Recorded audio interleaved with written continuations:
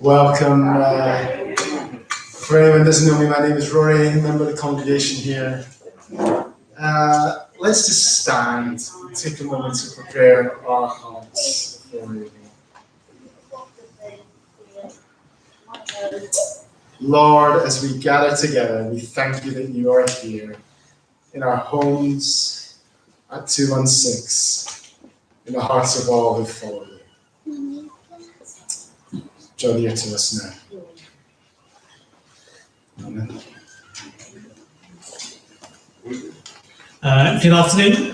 For those of you who are here with us in 216, I hope you are able to worship in a way that you can without singing. And to those of you following on YouTube, I hope you are able to worship in the way you would choose from the comfort of your own home.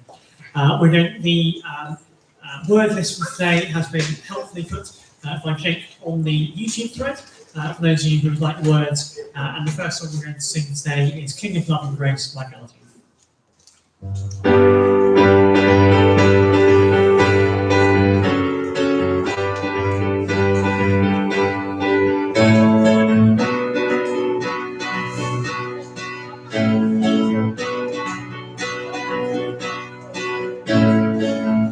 King of love and grace, my guardian, all my hopes and fears are in your hands. I'm in your hands. Where you go, I'll go. Show me the way. Every step I take, be thou my guide. God on my side. You go before me.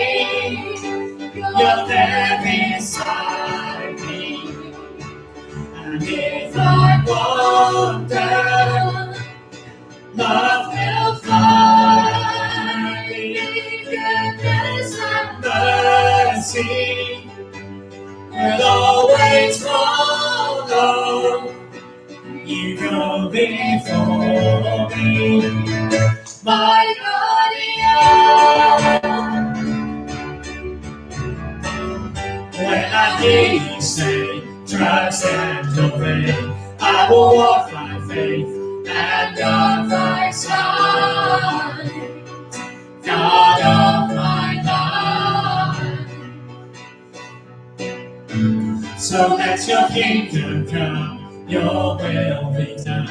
All your promises will stand forever. You're my defender. You go before me. You're there beside me. And if I wander, your love will find me. Goodness and mercy will always follow. You go before me, my guardian. You are God, and you are God, our great defender, strong in love, forever faithful. We are yours, and we will trust in you. Oh, you are God, our great defender, strong in love, forever faithful. We are yours, and we will trust in you. You go before me. You're there beside me. And if I wander, your love will find me. Goodness and mercy will always follow. You go before me, my guardian, my guardian, my guardian. take a seat if you haven't already. In a minute, we're going to have a little game. So, like, if you're at 2 and 6, maybe just warm up your right arm, because we're going to have to do the whole hands up thing. Or, like, you might be left-handed, so you do the left arm instead, I'm not sure. Either or is good. Yeah, that's fine. Either hand, you'll notice. If you're at home, get logged into your YouTube chat.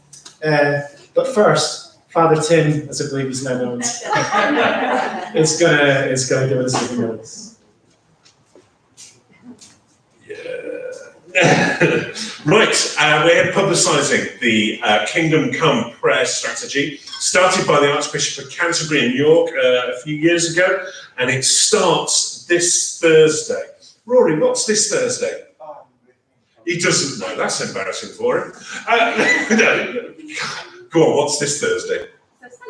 It's Ascension Day, and the challenge is to pray creatively from Ascension Day to Pentecost, waiting on what God has got in store for us. We have resources to help you. We have a thing called the Cheeky Panda prayer map. We have teddies that are causing great consternation already. Actually, for the young in heart as well, you don't have to have kids in the house. You can do that. We have a Thy Kingdom Come prayer journal. If you're into journaling, feel free to take them. They're on the table at the back. We have a prayer through the Psalms, each day a different psalm, a different reflection to focus your prayers. And we have a thing called a novena as well at the back. Go and help yourself. Help yourself to one of each. You might think, well, I think this one might be better for me. Go with it. Take all of them, take as many as you want. And finally, for the person who is really busy, who cannot think, well, I've not got 5 minutes to do creative prayer, there is this leather thing here. I've got one on my wrist. You make 5 notches, 5 knots on the strap, put it around your wrist, and those 5 notches remind you of 5 people who you want to see come to Christ. As you do that, every time you go to write something and it annoys you, because it will do that, like I found this week, every time it annoys you, think of that person, pray for them. When you look at it, think of them, pray for them. That is the whole idea of this week. We have also, in your emails, you would have received a link to a page that Crystal has set up to actually help us focus some of the words, the pictures, or prayers that you want to share with everybody in Acton. It is for all the churches in Acton to use, including us. So get on there, put on the prayers and thoughts, have a play with it. There's also our morning and evening prayers starting this Thursday morning will be happening on Zoom. So you get to see Thursday morning my face, and then I get to see your face. So you might have to, like, not just have your jammies on or something. I don't know. You might have to get dressed. Oh dear, I wish I could edit things sometimes.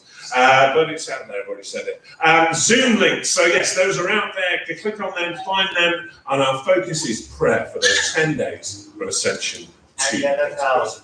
Sorry? Gather town. Get what? Gather town. Gather time, it says. Gather time. What's Gather Town? Oh yes, yes. Has that link been sent out? Yeah. Yes. So look for Gather Town as well.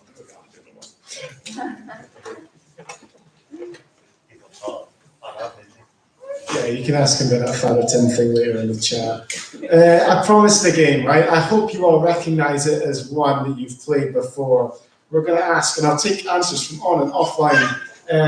What do these 4 things have in common? So we have a bag of flour, a hungry English Earl, Paul Hollywood, and a single-cell organism. Don't overthink it. Don't overthink it. I see one hand. I see one hand. One hand back there. Food. Pardon me? Food. Food? Oh yeah, well, we're getting closer, getting closer. I'll take an answer from online. Are there any answers online, Jay? Not yet, okay. We've got a delay. Oh, let's just give them a Should we just play some hope music? No, I'll take Stephanie's answer first. Bread. Yes, very good, very good. So, of course, the ultimate bread, the Earl Sandwich, famously, or should I say reportedly, stuck food between 2 bits of bread, so he wouldn't get his cards dirty. He was a big gambler. Paul Hollywood was at Baker, obviously, and then yeast, the main rising agent in most bread, is a single cell organism.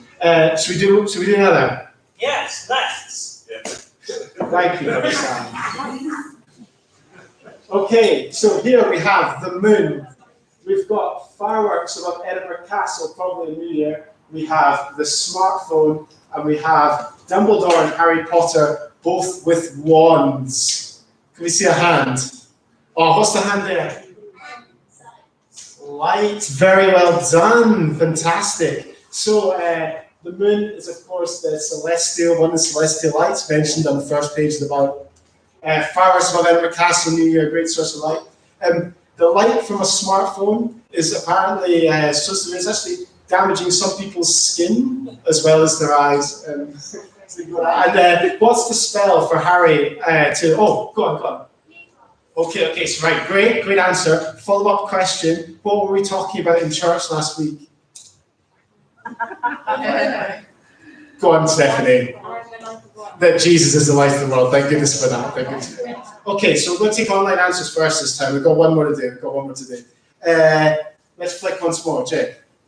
So now we have a long stick with a hook at the end, a border collie, the French chemist and microbiologist Louis Pasteur, and a pair of walking boots. What do all these things come in common? Have we got any online? We'll take online first this time. We will play some home music. Fraser, you have your hand up. What do you think? There is a dog, indeed. That is true. Nothing yet. Although there is lots of shepherd. Yeah, shepherd. Yeah, great answer. So, of course, we might see, like, if you're a shepherd, you need a strong pair of walking boots. You need your crook to hook your sheep. You probably have your dogs. My granddad was a shepherd. You can ask me sometime about one of his dogs knocking me into a bucket of sheep dip. It did not go well. And finally, the French microbiologist, can anyone tell me why he might be linked to shepherds? We have different theories. Different theories. Go on, Mary. It's a surname. This is Pasteur. So Pasteur is the French for shepherd. It's also where we get the English word pastor, which is, we sometimes say these are churches. So there we go. So we've got three words. We've got bread, light, and a shepherd. What do those three words have in common? I'm not going to take it anymore. Someone else is going to have to do some work. Like, soon this will be your actual job. So it might feel more like work. Anyone? Sam has his hand up. So what Sam is hinting at there is that they're all things that Jesus calls himself. And actually, the trick is, when you start realizing that these are things that Jesus calls himself, when you're reading the Bible, you start to see Jesus everywhere. On the very first page, when there was light. And after he died and ascended to heaven, when there was a great light on the Damascus Road, and Paul's compared, hey Fraser, you start to see him in the character of shepherds and people tending the sheep and the elders in Acts. So wonder where we'll find Jesus in our text today. We're going to move into a little longer time in worship. So we'll invite back from that. Let's just take a moment to prepare our hearts. I'm going to ask folk to stand here. It has been helpful for me. It might or might not be helpful for you. Sit down whenever you like. It's not an obligation. At home, you want to join as well. You don't want to just open your hands and just acknowledge God's presence as you start. Lord, I thank you again that you are here with us. And as we worship you, wherever that is, just in our hearts, by humming along, or dancing around at home, or just sitting on our couches, that you will come and meet us, Father. Amen.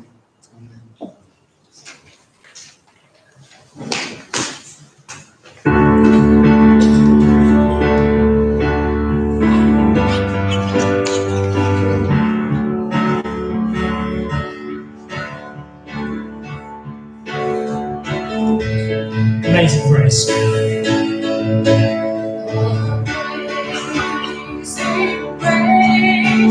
How sweet the sound that saved a wretch like me. I once was lost, but now am found. Was blind, but now I see. God's grace. 'Twas grace that taught my heart to fear, and grace my fears relieved. How precious is that grace appeared in our first relief. My chains are gone, and my Chains are gone, I've been set free. My God, my Savior, has ransomed me, and my comfort, His mercy reigns, unending love, amazing grace. The Lord has promised mercy. He is one my hope secures. He will my shield and portion be, as long as life endures. The earth shall soon dissolve, and the earth shall soon dissolve like snow. The the sun forbade to to shine, but but God who called me below shall be forever. my chains are gone, I've been set free. My God, my Savior, has ransomed me, and my comfort, His mercy reigns, unending love, amazing grace.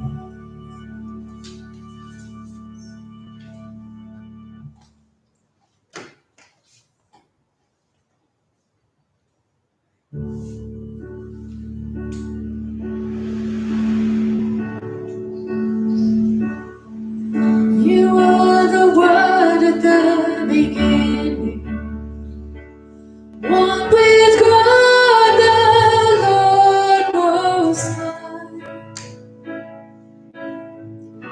Your hidden glory in creation, now revealed in you are Christ. What a beautiful name it is! What a beautiful name it is! The name of Jesus Christ, my King. What a beautiful name it is! Nothing compares to this. What a beautiful name it is! The name of Jesus.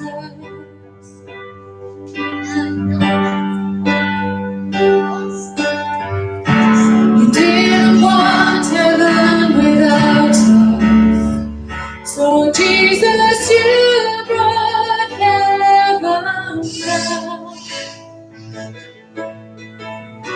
My sin was grace, your love was greater. What can separate us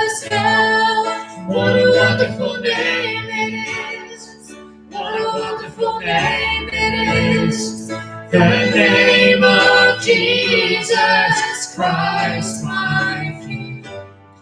What a wonderful name it is. Nothing can stand to this. What a wonderful name it is. The name of Jesus. And what a wonderful name it is. The name of Jesus. And death could not hold you. The veil tore for you. You silenced the boast of sin and grave. The heavens are roaring the praise of your glory. For you are raised to life again. And you have no rival. You have no equal. Now and forever, God, you reign. Yours is the kingdom, yours is the glory, yours is the name above all names. And what a powerful name it is, what a powerful name it is, the name of Jesus Christ, my King. What a powerful name it is, nothing can stand against. What a powerful name it is, the name of Jesus. And what a powerful name it is, the name of Jesus. And what a powerful name it is, the name of Jesus.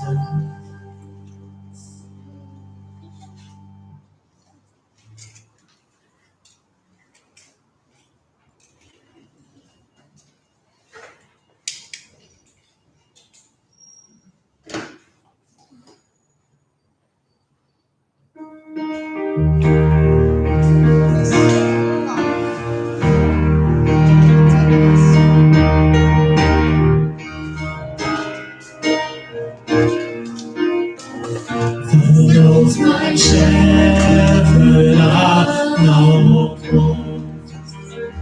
He makes me lie in pastures green.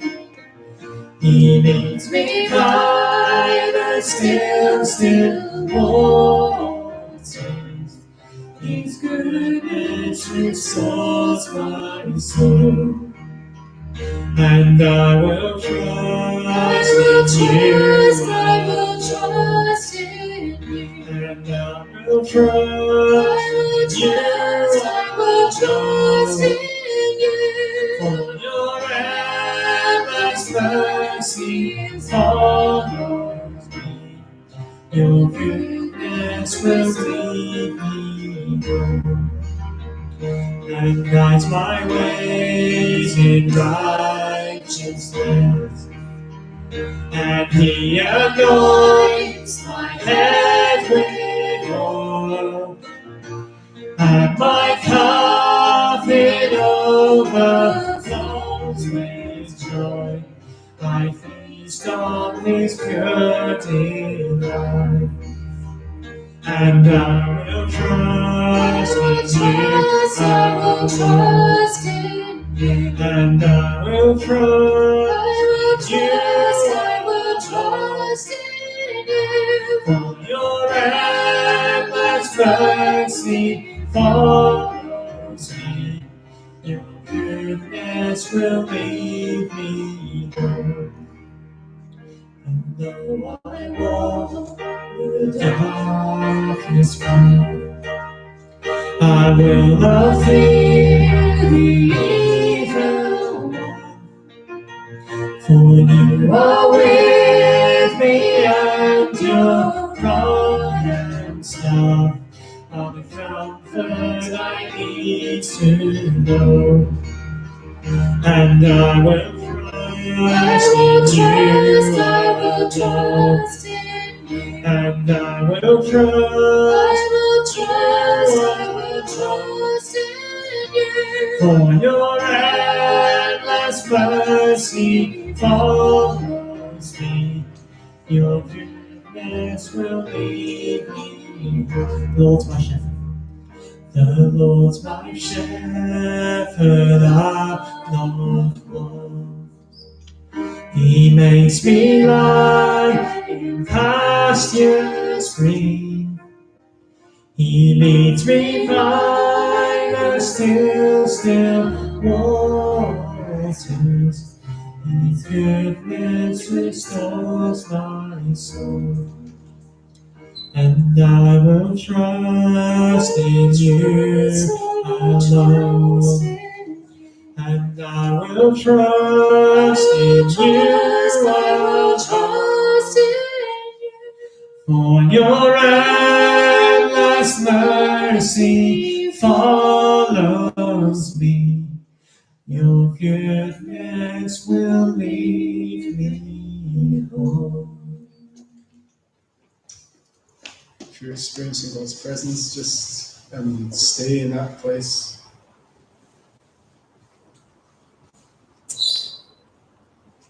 Bread, light, a shepherd. One of the things where passage that Stephanie's about to read to us today says that Jesus is like a gateway. And it just got me thinking, as we move from this time with being lockdowns and things into hopefully, I know it's not set, into a future where vaccines and people following the rules are enabling us to meet up again and be with our friends and so on. What do we want to take through that gate? Maybe you're stressed, maybe about your job, or your finances, maybe about the virus itself. It's still here. You don't have to carry that through. God will carry it for you. Maybe there's a sin that during lockdown has just come back and it's really hammering on you, or something from your past that you just can't get out of your head. You've got too much time to ruminate on it. You don't need to carry that. God will take it. You don't need to take it through that gate. It's in your new life. We're just going to take a moment of silence, okay? It doesn't have to be awkward. It doesn't have to be awkward at all. Just our hearts, we're going to offer those things up to God. We just may want to raise our hands. Just offering those things up to God.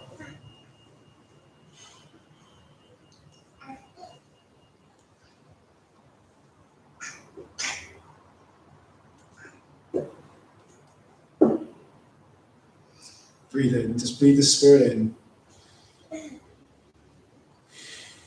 Breathe the worries out. Once more, big breath in. The presence of God. And we're just going to turn our hands down. We've given those things away. Amen. Stephanie.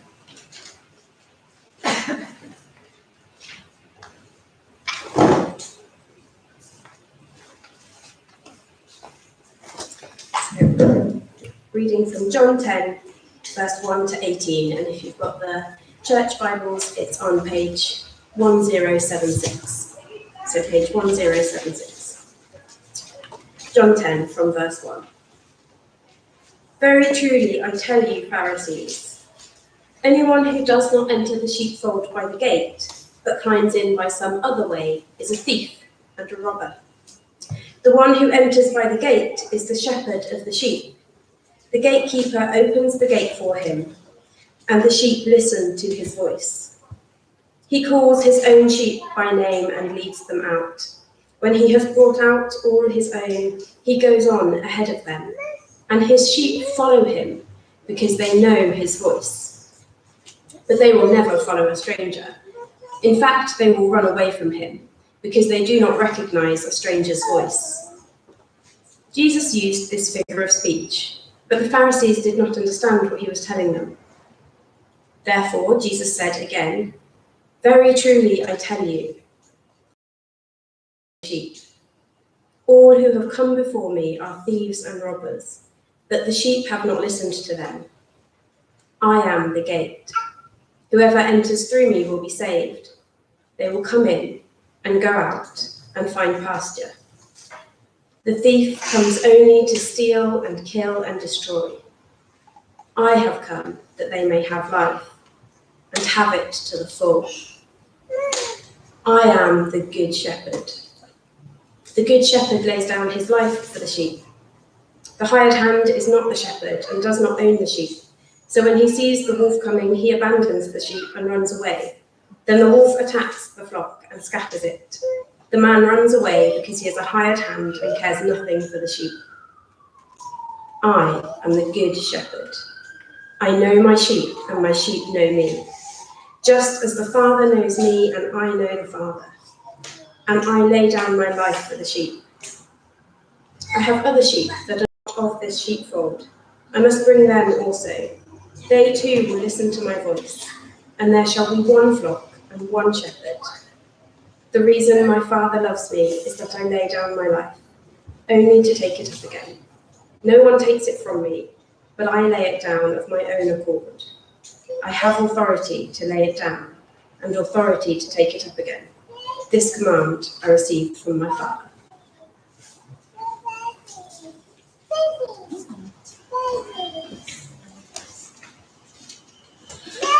Excellent, thank you. It is so hard not to sing, isn't it? It's not just me. I just find myself singing and like, oh, stop it. And no, I wasn't singing. Shouldn't be encouraging at all, but it is hard. Right, we are, if you can grab your Bibles and keep them to hand, we will be jumping a little bit over the next few minutes. And yes, starting with, keep your finger in the John 10 reading. As been pointed out already, we have a sermon series looking at the I am sayings of God, of Jesus in John's Gospel. And then the second half of this term, we're looking at the miracles that he performed and how that all fits together in John's Gospel. We've already looked at I am the bread of life, I am the light of the world last week that Katie did for us. Look back at those, learn a bit more from those. And hopefully throughout all this term, we'll get a bigger picture as to what Jesus was doing. Actually, the I am the gate, I am the some people say it was basically the same thing, it was saying the same thing, but in my world, the gate is different to a shepherd, you know, and it does drive, if you do say it's the same, it drives the truck and horses through the numbers thing about them being 7. So there we go, there's 2 good reasons to do a 5,000 word essay on. So we're going to look at those 2 things today, and we're going to start with the, I don't know about you, but because of the election stuff going on this week, in our house, our youngest is doing politics A-level, so we've got a teenage girl doing politics A-level in our house, and safe to say that none of us are shy of saying a few things. And so dinner times can be quite contentious. We can have quite big arguments, discussions, which clearly I always win. But one of the discussions we had this week was on words and the power of words and the power that they have to build up and to cut down, and in particular words that I'm clearly not going to say out loud because they would offend. And actually the words you can use that are now permissible almost. You know, when I was a little kid, you rarely got any swear words on telly, but now it's like, well, hey, and it's rarely you get things bleeped out. But there are some words, there is a word that still gets bleeped out. And we're having this discussion about words and about how I don't like swearing full stop, and how, sometimes people do use the vernacular. And there we go. But anyway, the power of words, that's where I'm going with this illustration, honest, is actually the power of words that John uses in John's Gospel. And we've already pointed out in the first week, and hopefully you saw this last week, and I want to just emphasize again, the power of the phrase that John uses in this narrative, the I am, is so significant. It's not an accident. It is not something that just, he's just saying, I am a man, he's just saying that. No, he's not. There's a significance to it, that he is saying that he is God. And if you ever get in a discussion with a Jehovah's Witness or a Muslim, this is a key battleground for us as Christians to stand tall and go, no, he did. He did. And to me, there's no real kind of argument against it. But this is the battleground, and whether Jesus said he was God or not. And the key paramount, there's also key pictures and power in the words that he chooses to use. Bread of life, light of the world, gate, good shepherd, resurrection, life, way and truth and life, and true vine. All of them have a massive significance. And throughout these next few weeks, we're going to find those and dig deeper into those. We'll start with there's a long biblical tradition of shepherds, shepherding in the Bible, and gates, and all of them being really quite exciting and quite creative. We look at Psalm 118. I've hopefully got different colour tabs to help me find my way. Psalm 118, we find page 617. If you've got a Bible to hand, we find verse, see the number, 19. Open for me the gates of the righteous. I will enter and give thanks to the Lord. This is the gate of the Lord through which the righteous may enter. Now, this is the kind of, he is a gate. This is a gate of righteousness through which we enter into life. And there's a significance to that in the city of Jerusalem, where gates were a thing. It's not just they were everywhere. It was an ancient city that was surrounded by nearly a dozen gates, all with specific names, with specific reasons. There was a dung gate. There's a reason for it, and I'll let you decide what that is. And each of them, the sheep gate, took sheep through it. And as it goes on, so gates were things to be seen and to illustrated by. There was a gate that you went through, the gate of righteousness, into the temple where the presence of God was. This is a specific picture, specific analogy of entering into the presence of God. He's saying, I am the gate. Look, there's gates all around. There's one there that goes into the temple, into the presence of God. I am the gate. And we can all get excited and get affirmed by that. If we flick to Ezekiel 34 on page 866. We go into the picture and the word, the image of shepherd, page 866, starting to read at verse 11. Yes, 11. For this is what the sovereign Lord says, I myself will search for my sheep and look after them. As a shepherd looks after his scattered flock when he is with them, so will I look after my sheep. I will rescue them from all the places where they've been scattered on a day of clouds and darkness. I'll bring them out from the nations and gather them from the countries, and I'll bring them into their own land. I will pasture them on the mountains of Israel, in the ravines and in all the settlements of the land. Wonderful picture of God gathering his people like sheep and God being like a shepherd. If we flick back into the Psalms, we find the most famous psalm, the psalm that pretty much nearly every funeral that I've preached at and led, that this is the passage that I've used as part of that sermon. That isn't because I make them do that. That is the one they pick because they find such amazing message about when people are grieving. Psalm 23 on page 555. The Lord is my shepherd.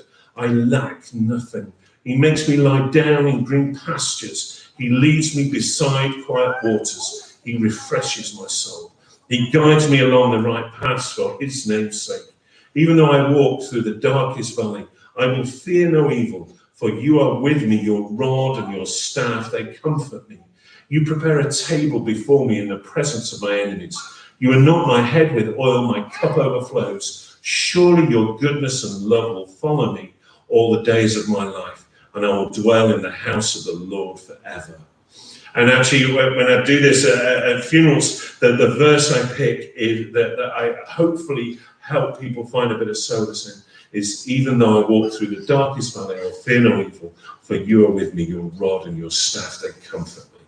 And there's a theologian and anthropologist who researched this on how shepherds worked and used to work in the ancient Near East. And he talks of a practice of shepherds walking through valleys in a rocky area, and the reference to the rod and the staff comforting isn't, as some people historically have said, is them about kind of chastising the sheep. It's about the practice of the shepherd at the front leading the sheep. And when they go through narrow valleys, when they narrow down into single file, the shepherd used to just knock. Sorry, Jack, I'm going to use the thing. He used to knock the rocks as he walked. And so as he knocked the rocks used to echo down the valley. And the shepherds, all in single file, used to find solace in the fact that I cannot see my shepherd, but I can hear that he is still near. His rod and his staff, they comfort me, even though I can't see him walking ahead. We can take this passage, we can jump forward into John chapter 10, and we can go, look, it's the gate, he's the shepherd, this is wonderful. We get great solace in this. We can find, reflect a bit on the John 10:10 about he came that he might have life and have it to the full. And we can get great message of encouragement from that about how we should run our lives and get the most passion out of it. When I preached on this in the past, I used a story of when a certain son of ours used to be very, very little, and he used to sit in a high chair, and his favourite thing was a little mini ham and pineapple pizza. It was about that big.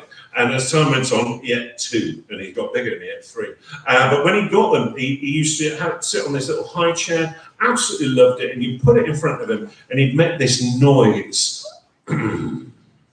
Obviously not that loud because he was little. And he used to make this noise and the fingers used to go. And he used to pick up this pizza and bite the middle, which is quite an accomplishment, really, biting the middle of the pizza. And basically it's to bite a hole in the middle.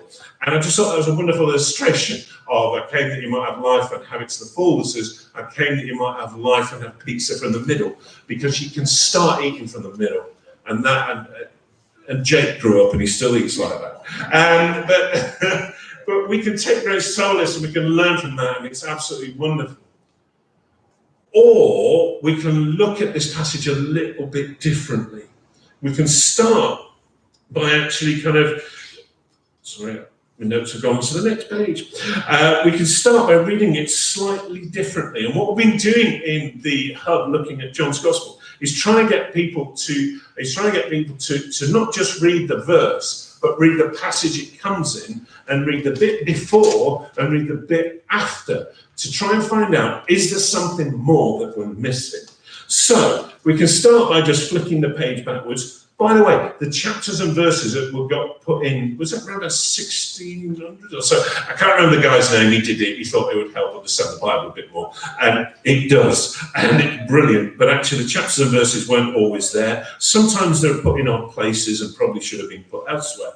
But let's just flip the page round and let's see if we can see where there's a bit of a wider context. At the start of chapter 9, we see a man who was healed, who was born blind. You jump forward a little bit into verse 30 of that chapter, and where the Pharisees decide to investigate this, because clearly this is wrong behavior and it needs investigating. And they asked the man several questions about what happened and how come he was healed. And the man answered, now that is remarkable. You don't know where he comes from, yet he opened my eyes. And the Pharisees just want to know, who is this person who's healed you? And the guy says, it's remarkable, you don't know where he's from, and he did it. I don't know. And so this investigation carries on. If you look at verse 35 onwards, Jesus then does a little kind of Bible study type thing on spiritual blindness. Okay? And that some people are blind to this. So we have a man who was born blind, healed. We have a bunch of people who want to investigate this, because obviously this is causing trouble, and clearly that this person needs taken under control. We have Jesus talking about spiritual blindness. And at the end, in verse 31, Jesus said, if you were blind, you would not be guilty of sin. But now that you claim you can see, your guilt remains. So it's a bit of a kind of tense situation, would be an understatement. Now, this is unhelpful because the chapter then breaks and we have the start of chapter 10. So there's almost like a kind of, well, it's a different story, different time, different thing going on. But the story goes on. Who is Jesus talking to? Don't look at me, the answer's in the verses. Chapter 10, verse 1. Who is Jesus talking to? Somebody just said it. The Pharisees. Thank you, Joe. Jesus was talking to the Pharisees. And he starts talking to them about the sheepfold. And then he says, anyone who does not enter the sheepfold by the gate, but climbs in by another way, is a thief and a robber. The one who enters by the gate is the shepherd of the sheep. So wait a minute, we suddenly have a change of context. We've gone from thinking this is it's not wrong. This is a nice reflection, encouragement about Jesus being a shepherd and somebody who's going to care for us and look after us and walk by us. All of those things are true. But set it into the context, what do we find out? Do we find out there's something more going on? Let's flick back to the Ezekiel 34 passage that I initially read from, where we had the idea of the shepherd being a key theme in the Old Testament. Ezekiel 34 on page 865. The wider context of when it's reference about shepherds being in charge of Israel. Chapter 34, verse 1. The word of the Lord came to me, Son of man, prophesy against the shepherds of Israel. Who are the shepherds of Israel? Anybody? Pharisees, yeah. Who against the shepherds of Israel? Prophesy and say to them, this is what the sovereign Lord says. Woe to you, shepherds of Israel, who only take care of yourselves. Should not the shepherds take care of the flock? You eat the curds, clothe yourselves with wool, and slaughter the choice animals, but you do not take care of the flock. Jeremiah 23, another verse, page 783. I'll just read it out, and I'll finding it. Woe to the shepherds who are destroying and scattering the sheep of my pasture, declares the Lord. Therefore, this is what the Lord, the God of Israel, says to the shepherds. Who are the shepherds again? Pharisees, who tend my people. Because you have scattered my flock and driven them away and have not bestowed care upon them, I will bestow punishments on you for the evil you have done, declares the Lord. Now, we've got a wider context there. We've got a wider idea. We've got an audience. The audience isn't a bunch of people looking for help. It's the Pharisees, these shepherds of Israel. We suddenly start seeing the wider picture of what Jesus was saying. We read again, verse 11. I am the good shepherd. The good shepherd lays down his life for the sheep. So if he is the good shepherd, who are the bad shepherds? Pharisees, well done, you're cottoning on. And then we get this foreshadowing of what Jesus does. He lays down his life for the sheep. Again, in verse 14, and I'll lay down my life for the sheep. If we fast forward to the end of this bit, verse 19, the Jews who heard these words were divided. Many of them said, he's demon-possessed and raving mad. Why listen to him? But others said, these are not the sayings of a man possessed by a demon. Can a demon open the eyes of the blind? So set it into the context of the biblical tradition of shepherds and shepherds who actually don't do a good job, and set it into the context of who his audience was, we get a slightly different reading. There's a quote for those playing Tim Bingo preaching, quote, my favorite quote of Tom Wright, is that Jesus didn't get crucified because he told people to love their neighbor. Jesus got crucified because what he said and what he did showed up the leaders of the day for what they were. These were the bad shepherds. Those are the people who didn't take their job seriously, who didn't take the call on their lives seriously enough. So where does that leave us?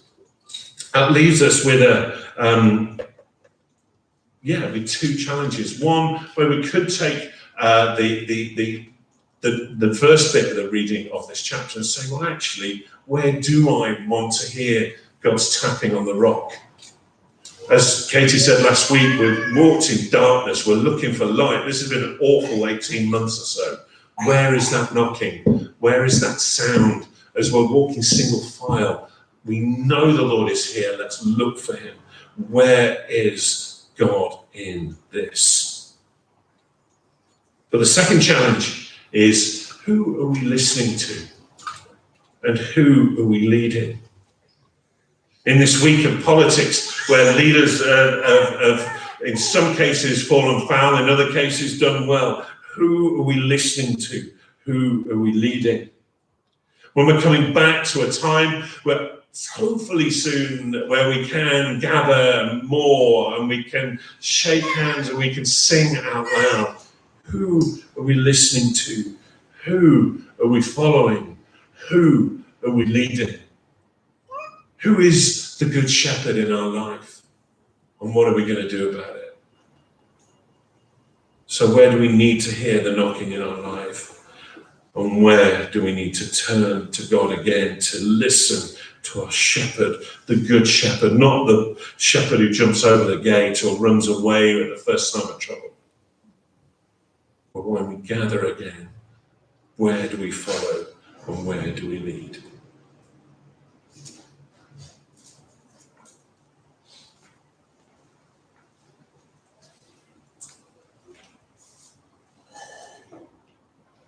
We're just about to have a final song.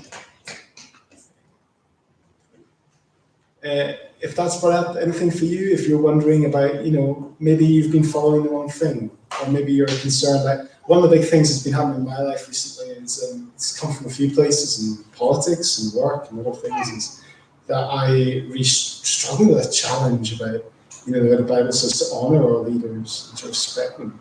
I really struggle with that right now. Why? Who are you leading? So if you want to pray, if that's you maybe, and you want to pray about something like that, we're allowed to pray with you. Do come up during this final song up to the front, and we can do that socially distance if you'd like. And message in if it's something that you would like to be prayed for, even if you're at home today. But that's our final song.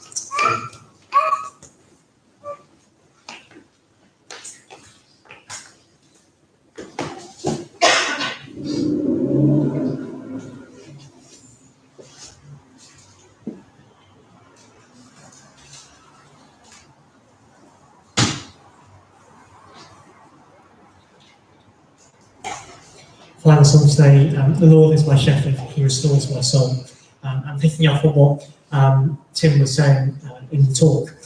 In the chorus it talks about, even when I'm lost in the deepest valley, that we fear no evil because God is holding on to us. And when the silence falls around us, we know that he hears us, however that is. And even when it feels like we're separated, he is holding on to us.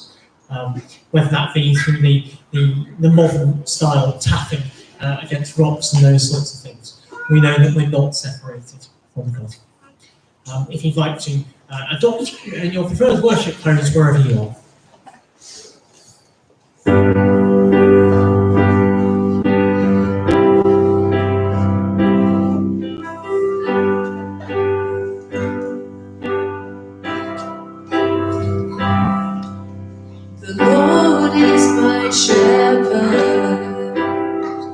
He restores my soul.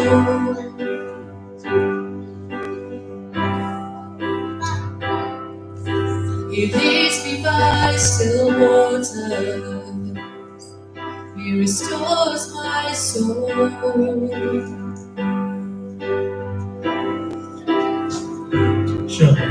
Surely your goodness and mercy are chasing after me all the days of my life. Even when I'm lost in the deepest valley, I'll fear no evil. Even when the silence falls around me, I know you hear me. And even when it feels like we're separated, you're holding on to me.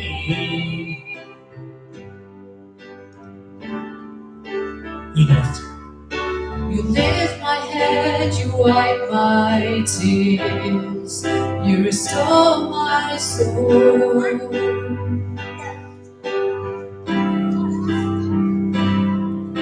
You draw me into your embrace, You restore my soul.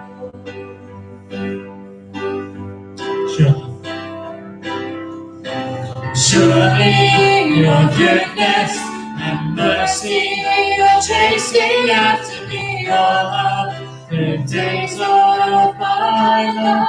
For it's one, even when I'm lost in the deepest valley, I'll fear no evil, even when the silence falls around me. I know you hear me, and even when it feels like we're separated, you're holding on to me. For it's true, even when I'm lost in the deepest valley, you're holding on to me. Even when the silence falls around me, you're holding on to me. And even when it feels like we're separated, you're holding on to me. You restore my soul. You restore my soul. You restore my soul. You restore my soul. Lord's my shepherd. Lord is my shepherd. He restores my soul.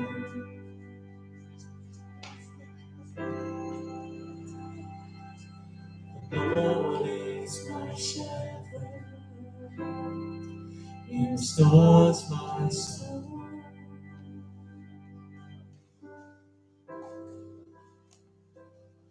Lord, your rods and your staff, they comfort me. I need fear no evil. Help me remember that this week.